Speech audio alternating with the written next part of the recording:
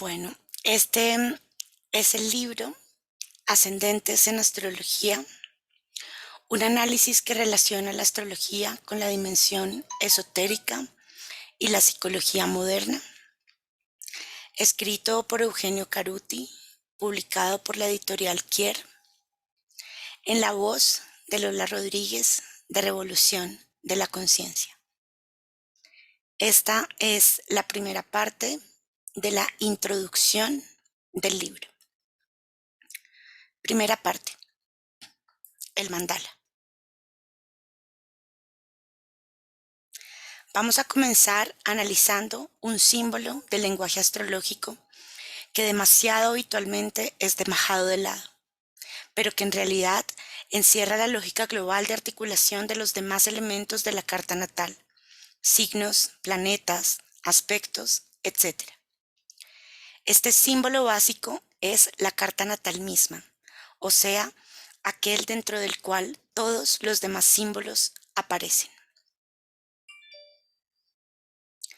Atender a este espacio nos llevará a considerar cuál es la estructura que le es propia. Este símbolo, el más abarcativo de todos los símbolos astrológicos, tiene las claves acerca de cómo se organiza la sintaxis, esto es, las leyes de asociación entre los distintos elementos, que incluye en tanto que espacio.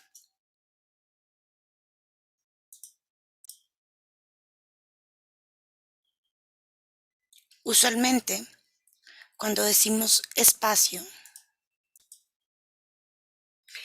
imaginamos una entidad vacía en sí misma, en la cual se sitúan las otras entidades.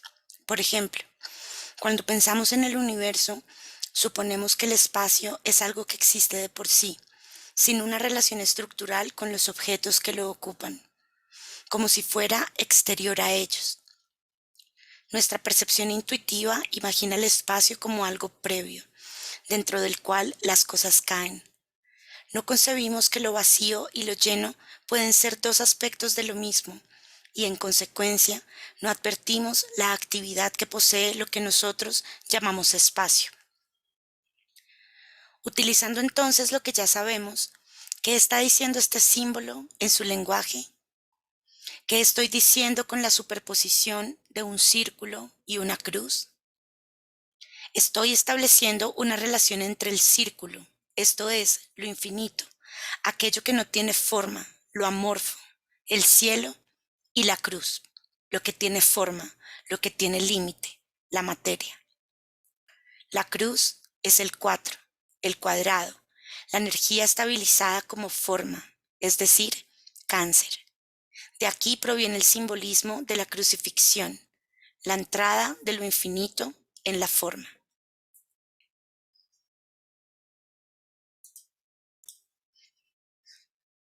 Entonces, el símbolo de la carta natal está expresando el cielo en la materia, lo infinito en lo finito, en una relación que, al mismo tiempo, unifica y distingue dos conceptos fundamentales para nosotros: energía y forma. En una carta natal, el sistema de casas cuyo núcleo es la cruz, en realidad son 3 cruces, una triple crucifixión, manifiesta la información del estado del cielo en el instante de nacimiento. El conocido enigma de los antiguos, la cuadratura del círculo, se encuentra detrás de este símbolo. Por eso, la cruz en el círculo también alude al paraíso, el lugar donde el cielo está en la tierra, donde la forma material reproduce la totalidad celeste sin que haya contradicción, para la conciencia, entre cielo y tierra, entre energía y forma. Podemos ya advertir la importancia de este símbolo y de todo lo que encierra. Si no comprendemos su lógica, no podemos abordar seriamente la sintaxis astrológica. La carta natal es una estructura que simboliza esta tensión entre lo que no tiene forma y lo que sí la tiene. Existe una cierta lógica para esta tensión entre lo finito y lo infinito, y esto es lo que vamos a tratar de que se nos revele. La carta natal es un mandala. Como tal, la carta natal es un caso particular de un tipo de símbolos del que ustedes habrán escuchado hablar, llamado mandala. La carta natal es un mandala y hay mandalas de distintas características, pero que siempre responden a la misma lógica básica. Se trata de un símbolo que aparece espontáneamente en el psiquismo cuando hay algún contacto entre la conciencia habitual y un nivel de totalidad. Cuando esto ocurre, el inconsciente simboliza, o sea, confiere forma con un mandala. La astrología es un pensamiento mandálico por excelencia, que como tal descansa en las profundidades de nuestra mente. Solo necesitamos permitir que aflore en nosotros.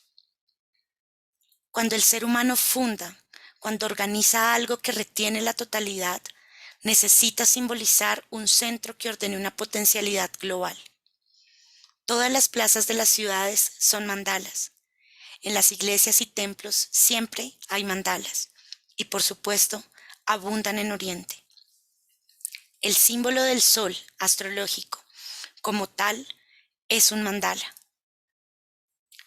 Son muy conocidos los mandalas tibetanos, con sus demonios y sus ángeles. Se intenta con ellos simbolizar, para la meditación de la conciencia, la totalidad sin exclusiones, sosteniendo una máxima tensión entre los opuestos. O sea, que el mandala es una manifestación del psiquismo humano profundo, que aflora ante cierto tipo de experiencias, evocando un estado integrado de conciencia. Cuando hay grandes desequilibrios psicológicos, el dibujo de mandalas ayuda a la recuperación del equilibrio. Se ha comprobado que, en casos de alteraciones agudas del psiquismo, la persona intenta dibujar mandalas, pero estos tienen tres centros. Por ejemplo, no logra centrar, equilibrar. El mandala es un espacio ritual. Por eso, la plaza es siempre el punto de partida de una fundación urbana. Después del rito de fundación, en torno al rollo de pergamino con las instrucciones, donde luego se levantará, seguramente, el monumento a algún héroe local. Se organiza el diseño original de la ciudad. A un lado la iglesia, enfrente el ayuntamiento, al costado un convento o un asilo, al otro costado las casas de los fundadores. En las manzanas periféricas, en orden de importancia, los restantes vecinos. Así se fundaron todas las ciudades coloniales de América y algunas de Europa moderna. Es bueno dibujar mandalas, tranquiliza, porque remite a un nivel en que es trascendida la fragmentación y el desorden de la conciencia superficial. Investigar acerca de esto con mandalas no astrológicos de 4, 6, 8 partes resulta muy útil para nuestro estudio. De esta manera, espontáneamente se descubre que los mandalas tienen ciertas leyes. Leyes del mandala. Vamos a investigar entonces algunos principios que llamaremos leyes o principios básicos de un mandala. Primero, el mandala es un símbolo de totalidad y de integración. Nunca habla de fragmentos. Y por lo general está organizado radicalmente, con un centro y una periferia, o con distintas periferias concéntricas. Lo importante es que lo que está en el centro es exactamente lo mismo que lo que está en la periferia, solo que en otro estado.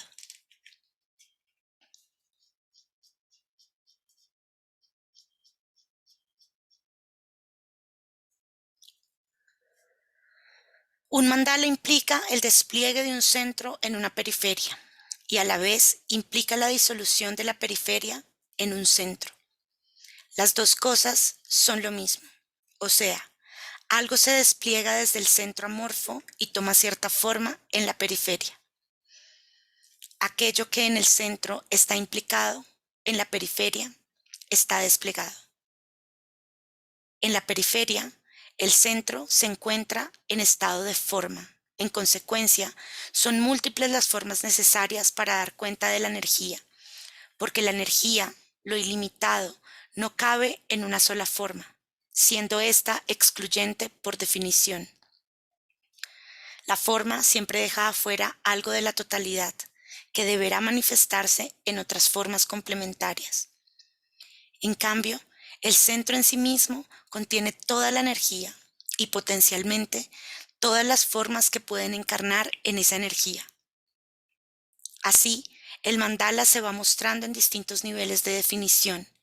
La periferia es el nivel más estable, el centro, el nivel más vivo. Entonces, esta es la primera relación entre centro y periferia. En el centro está la totalidad y, desplegada en la periferia, está esa misma totalidad en cuanto multiplicidad. Preguntémonos ahora, ¿cuál es la dinámica del mandala? ¿Este se abre o se cierra? Desde un punto de vista, el centro se despliega como multiplicidad. Pero desde otro punto de vista, la periferia se disuelve como vacío central. Al pensarlo y verbalizarlo, puedo decir una u otra cosa, porque el pensamiento es unilateral y nos obliga a ir en una dirección determinada. Decimos, salgo por la puerta, pero salir del aula es entrar en el palier. Salgo o entro expresa algo que está unilateralizado, identificado en una posición que excluye a la otra. El pensamiento en el nivel verbal, en nuestro lenguaje cotidiano, no puede integrar ambos puntos de vista en una simultaneidad que, sin embargo, es real. En el estado de contemplación que el mandala propicia, los dos movimientos son reales y simultáneos. Pregunta: ¿el mandala es un símbolo estático o dinámico? La representación es evidentemente estática, pero lo simbolizado es tremendamente dinámico. En todo mandala está sucediendo la manifestación y la consumación al mismo tiempo, simultáneamente, pero, desde luego, hay que comprenderlo a través de sus leyes de representación. Hay que imaginárselo, por lo tanto, como un dibujo holográfico, dicho en términos contemporáneos, como una doble hélice, una que abre y otra que al mismo tiempo cierra. Recuerden cómo ayuda el caduceo de Mercurio con sus dos serpientes enlazadas.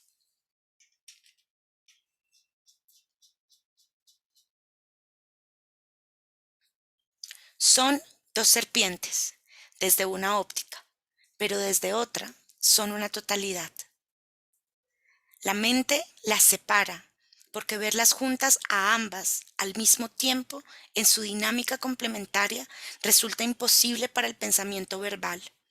Primero se ve una, después otra, después se las relaciona. ¿Cómo se les relaciona? Este es el problema, y eso depende del estado de la conciencia que esté en juego. Traducir, encontrar las lógicas de transformación entre el estado profundo sintético de la conciencia y el estado superficial atrapado en la multiplicidad concreta del pensamiento verbal es nuestra dificultad. De hecho, el centro del mandala es un punto vacío, es lo amorfo por excelencia, es lo que va tomando forma, hasta escindirse como multiplicidad. O sea que en el centro hay una unidad amorfa y en la periferia hay una multiplicidad de formas. Cuando se dice unidad, nuestro cerebro lo retraduce como uno, pero no es necesariamente así. En el vacío central que remite a la unidad no hay nada en tanto que forma. Piensen en la unidad no como algo, sino como vacío generador donde puede estar todo en otro estado. En este sentido, no es el uno, sino el cero. Si fuera algo, estaría ya excluyendo otra cosa. Ningún algo puede ser todo. Si nuestra psique comprendiera esta lógica de la unidad, todo sería mucho más fácil para nosotros. Segunda regla. Una de las consecuencias de este doble movimiento en el cual el centro se manifiesta hacia la periferia y a la vez ésta se integra, se disuelve, se consume en el centro, es que cualquier movimiento en una dirección automáticamente tiene que estar compensado por el movimiento en la dirección contraria. O sea que, si aparece una forma en algún punto de la periferia, tendrá que existir otra forma en el punto opuesto de la misma, que compense a la primera. Es decir, todo lo que aparece en la periferia del mandala tiene que estar representado u organizado en forma bipolar. Por definición, apenas aparece algo en una dirección, tiene que surgir su equivalente en el sentido opuesto, para mantener así en equilibrio la totalidad. De hecho, si decimos que está presente A, que implica a B, podemos decir asimismo que también tiene que estar presente C, que implica D. Es decir, para que esto sea un mandala, en el mismo momento en que se manifiesta algo en la periferia, tienen que manifestarse todos los puntos complementarios, manteniendo así el equilibrio de la totalidad en la representación. No hay en el mandala la posibilidad de una dirección autónoma, unilateral, independiente de las demás. Esta es, precisamente, la ilusión de la conciencia identificada con la forma. En rigor, todas las direcciones de la periferia son sincrónicas y necesarias las unas con respecto a las otras. Es decir, la aparición de los elementos en complementación bipolar es simultánea. Si existe A, tiene que existir B. Por lo tanto, si existe el norte, tiene que existir el sur. No hay otra posibilidad. Y también tienen que existir el este y el oeste, porque de lo contrario no hay espacio. En consecuencia, ya sabemos que lo que aparece en un mandala está ordenado bipolarmente. Pregunta: ¿sería como un claro y oscuro? Sí, podemos presentarlo como claro oscuro, o como frío caliente, o negro blanco. El hecho es que tienen que estar los dos polos presentes para que la manifestación sea completa. Tercera regla o principio. Otro principio inherente al mandala nos dice que en su centro está implicada toda la periferia, así como la periferia es una manifestación del centro. Claro que si digo esto, respetando la ley anterior, debo decir asimismo que el centro es una desaparición de la periferia. En otros términos, en una dirección, lo amorfo se manifiesta en forma, y en la otra dirección, la forma desaparece en lo amorfo. La coherencia con lo mandálico es que no podemos elegir una de estas dos direcciones. No tiene sentido decir que es una u otra, tener preferencias hacia una u otra. Es muy posible que nos alineemos en dos bandos compuestos por los que ven que la periferia es una manifestación del centro y los que ven que el centro es una desaparición de la periferia. Es decir, intuitivamente tendemos a ver uno solo de estos dos aspectos y, por lo general, el que vemos con más frecuencia por nuestro condicionamiento cultural es el que dice que la periferia es una manifestación del centro. Pero en un mandala no estamos autorizados a hacer esta polarización, de modo que, si es cierta una dirección, entonces necesariamente tiene que estar presente la otra. Pregunta: ¿y esas dos direcciones fluyen constantemente? Exacto. Ambas pueden ser reunidas en una imagen de fluir constante. de modo tal que podamos decir que el mandala pulsa. Pregunta. Una dirección tiene que ver con la conciencia y la otra con el inconsciente. Por ahora, no pongamos a la conciencia en juego, justamente porque lo que le gusta a la conciencia es elegir. A la conciencia verbal le es muy dificultoso decir las dos cosas al mismo tiempo. Por el contrario, prefiere pensar, una tiene que ser la verdadera y la otra falsa. Esto es así porque la conciencia apegada a la forma pone instintivamente el centro en un polo y excluye al opuesto. Para nuestro psiquismo es mucho más sencillo verlo desde el centro a la periferia.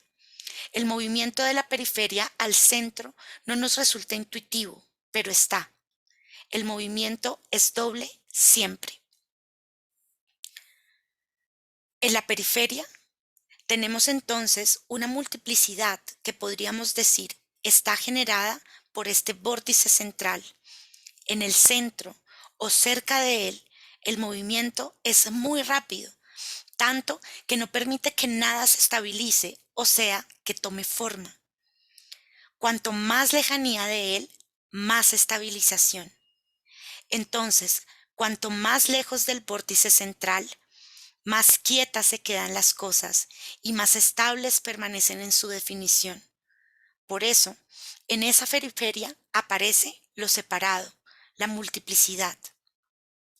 Así es como en el centro hay vacío y hay lleno. Y como decíamos pensándolo desde la manifestación, cualquier manifestación en una dirección tiene que estar compensada por otra en otra dirección. Asimismo, cualquier disolución en una dirección tiene que estar compensada por una disolución en otra dirección.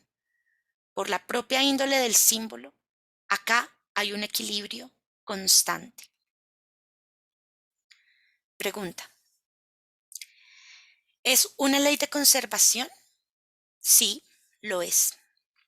Todo mandala alude al principio básico de conservación de la energía. Otro símbolo de lógica típicamente mandálica es la serpiente que se muerde la cola. Se va devorando a sí misma hasta que desaparece. Cuando se devoró totalmente, reaparece. Siempre está muriendo y siempre está renaciendo. Las leyes del mandala dentro de la carta natal. Todo lo que hacemos en una carta natal es movernos en un mandala, en un campo que tiene estas leyes, además de otras que iremos viendo en su momento. Entre otras cosas, un mandala delimita un espacio sagrado. Dentro de ese mandala está lo sagrado, aquello que trasciende e incluye el estado fragmentario de la conciencia. Por esto, una carta debe ser hecha mirándola desde adentro y no desde afuera, no espiando lo sagrado desde el exterior. Esto quiere decir tomar conciencia del pensamiento verbal, externo al espacio mandálico, que violenta el estado de conciencia que el mandala simboliza. Hay dos niveles de conciencia en juego. En uno de ellos, el pensamiento verbal del lenguaje cotidiano intenta dominar al mandala, reduciéndolo a sus interpretaciones.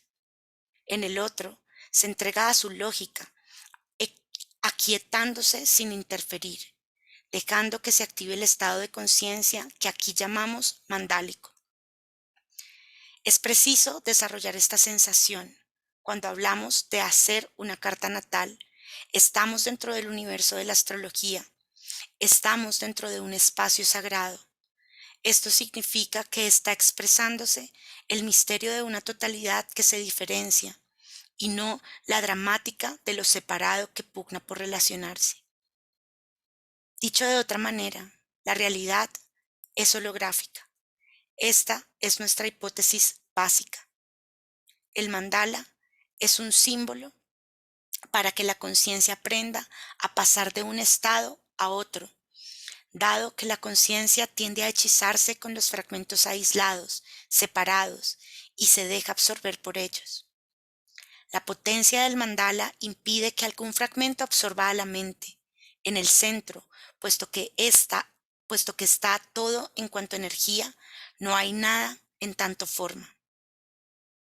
Entonces, la primera reflexión que vamos a hacer en relación a una carta natal es que, si nosotros vamos distribuidos en ella a los distintos planetas, si nosotros vemos, si nosotros vemos distribuidos en ella a los distintos planetas, nuestra inercia nos llevará a pensar que la identidad de una persona está en un punto de la periferia.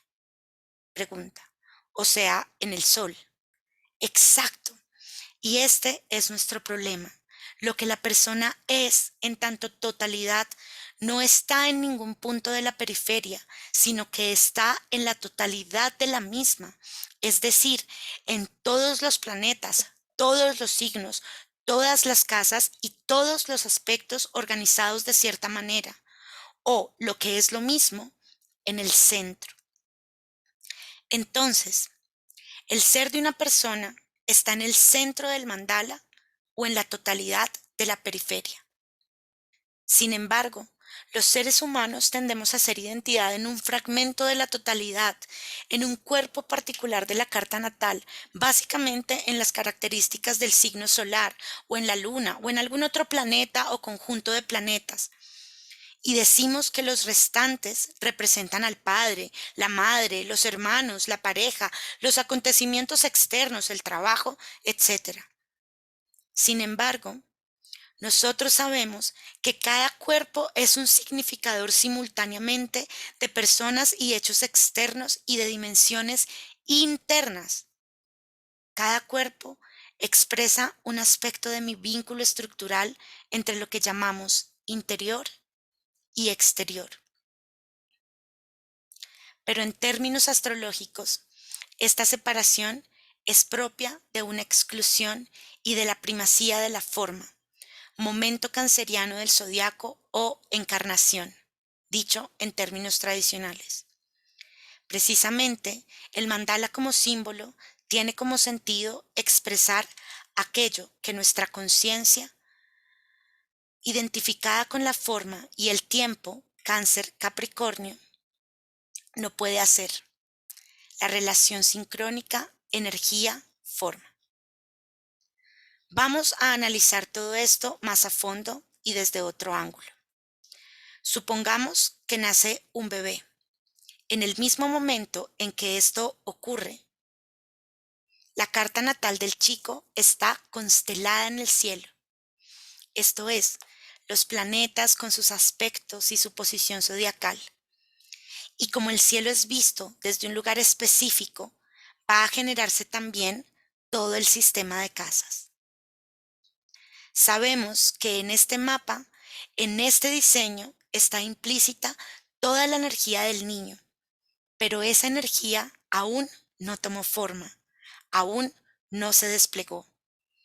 Podemos decir que todo ese sistema energético es y será el niño, porque sabemos que esa estructura contiene lo que es hoy ese bebé y lo que va a ir siendo como destino.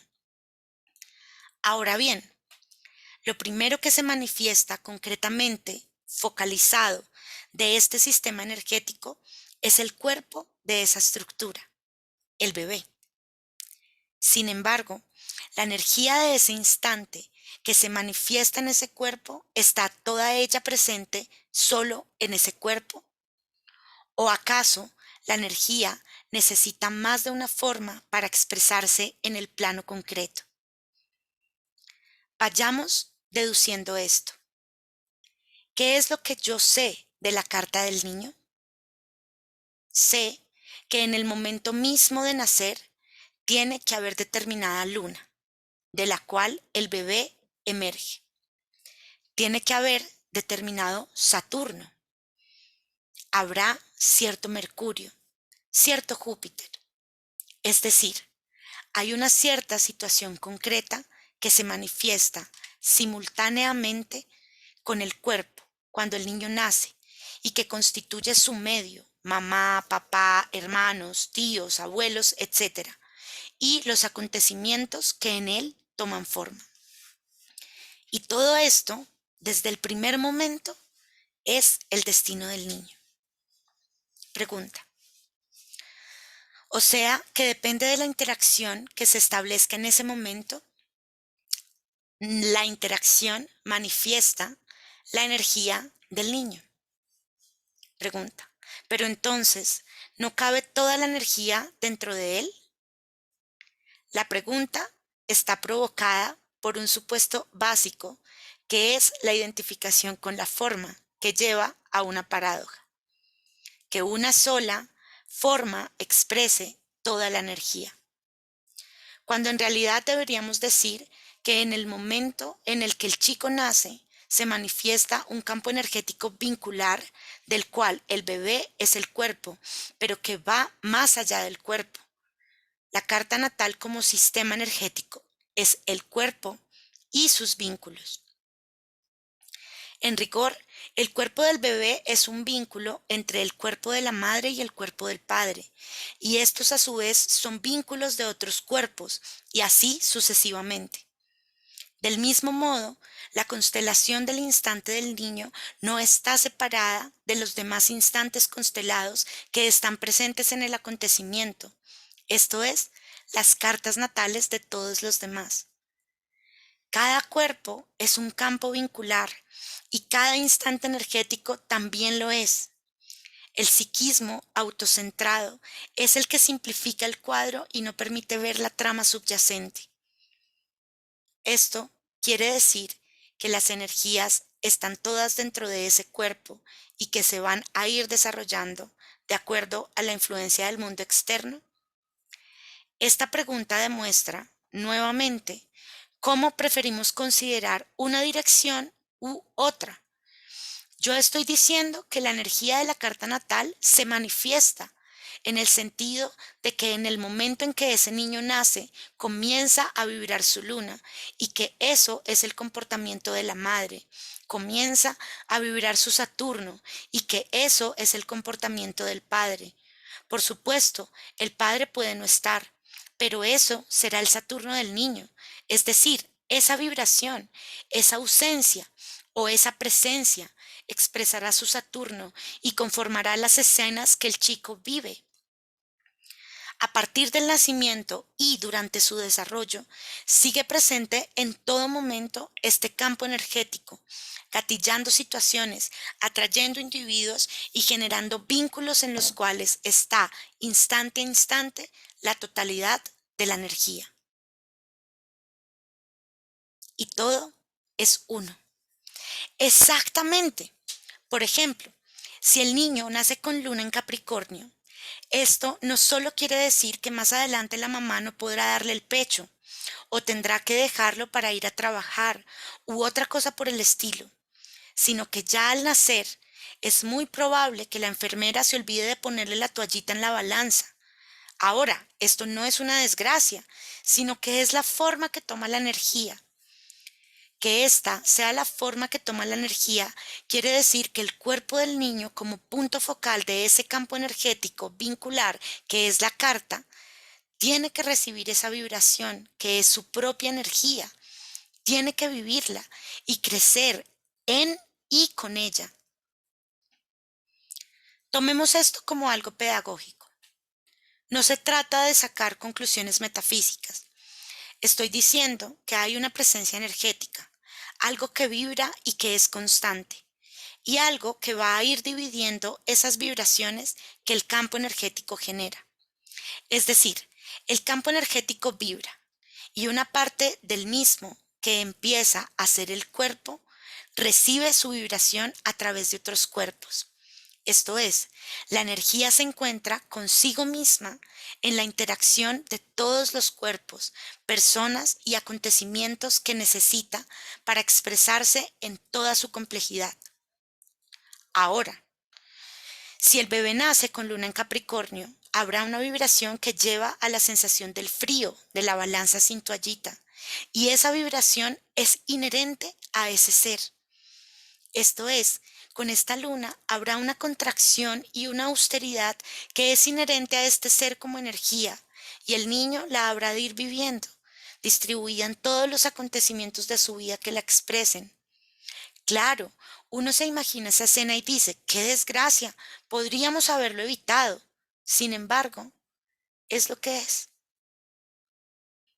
Pregunta, ¿cómo influye la energía de los padres en el campo energético del chico? Vayamos despacio. Por ahora, unilateralizando necesariamente. Veamos que la energía del niño utiliza la energía de los padres para manifestarse. Y no solo la energía de los padres, sino también la del ginecólogo, la de la partera, la del carnaval. Si nació en ese momento, o la del corte de luz que pudo tener lugar en la sala de partos. Pregunta, ¿el chico genera eso? Si digo genera, estoy lateralizando. El campo energético del niño es sincrónico a esta situación. A esta situación le sucede que nace ese niño. El tema es no privilegiar un punto focal, sino darse cuenta de todos los ángulos que constituyen un acontecimiento. Pregunta, entonces tiene que ser así. Ese niño tiene que vivir esa vibración que se materializa en esas personas y acontecimientos específicos. Esas personas, a su vez, tienen que vivir la vibración del chico y de los demás y así. Pregunta.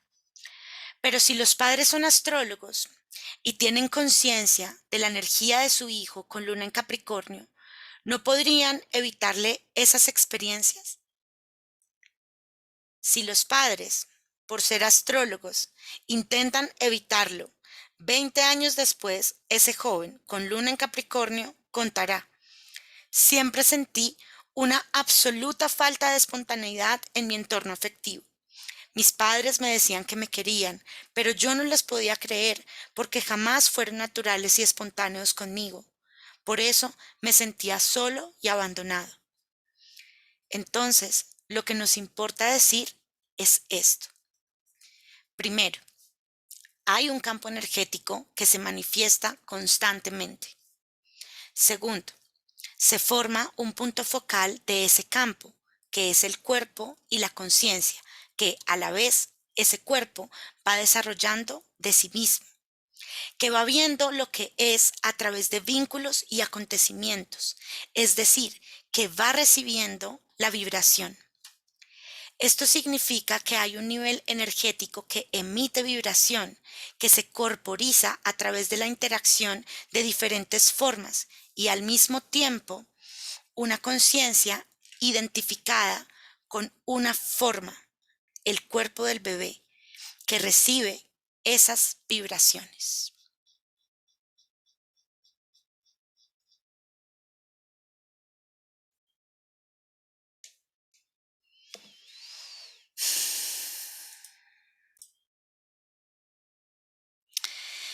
Esta fue la primera parte de el libro Ascendentes en Astrología, el capítulo de introducción. Un libro escrito por Eugenio Caruti y publicado por la editorial Kier, en la voz de Lola Rodríguez de Revolución de la Conciencia. Acabamos esta primera parte escuchando la primera ley de el mapa natal como un mandala. Y en la segunda parte vamos a escuchar la segunda ley, que es polarización y psiquismo. Allá nos escuchamos.